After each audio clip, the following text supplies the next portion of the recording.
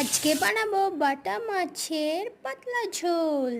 প্রথমে কিছুটা মিক্সি করে নিয়েছি, যেমন আদা রসুন ঝাল সর্ষে একটু পোস্ত দিয়ে মিক্সি করে নিয়েছি। তারপরে আলু, কচু আর বড়ি ভেজে নিয়ে তাতে জল দিয়ে দেবো।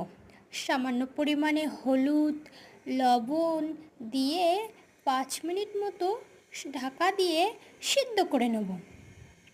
তো 5 মিনিট পর চলে আসলাম, ঝোলটা নামিয়ে নিয়ে একটা তেজপাতা, সামান্য পরিমাণে গোটা জিরে, একটা শুকনো লঙ্কা দিয়ে আর আগে থেকে করে রাখা মিক্সিটা ঢেলে দিয়ে একটু কষিয়ে নেব।